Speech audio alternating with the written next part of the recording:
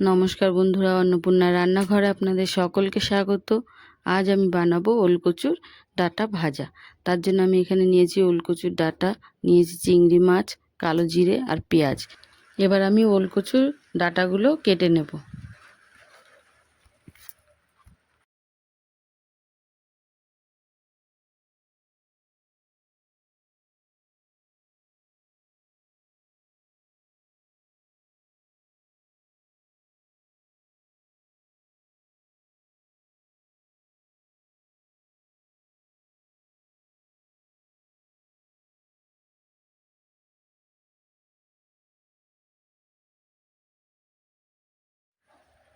ওলকচুর ডাঁটাগুলো আমার কাটা হয়ে গেছে। এবার আমি কড়াই বসিয়ে নিয়েছি।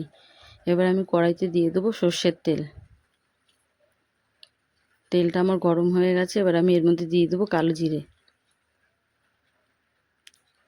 এবার আমি এর মধ্যে দিয়ে দেবো চিংড়ি মাছ। এর মধ্যে দিয়ে দেবো সামান্য নুন আর অল্প পরিমাণে হলুদ। এবার আমি চিংড়ি মাছটাকে ভাজা করে নেব। এবার আমি এর মধ্যে দিয়ে দেবো কুচিয়ে রাখা পেঁয়াজ। পেঁয়াজ আর চিংড়ি মাছ হালকা ভাজা হয়ে গেছে। এবার আমি এর মধ্যে দিয়ে দেবো কেটে রাখা ওলের ডাঁটা।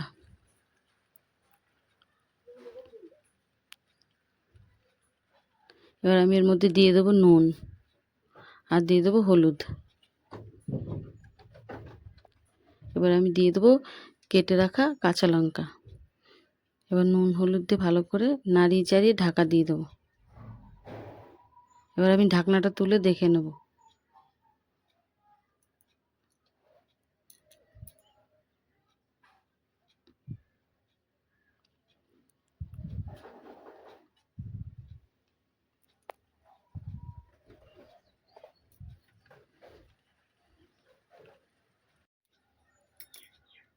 ওলের ডাঁটা চিংড়ি মাছটা আমার ভাজা হয়ে গেছে। এবার আমি নামিয়ে নেব।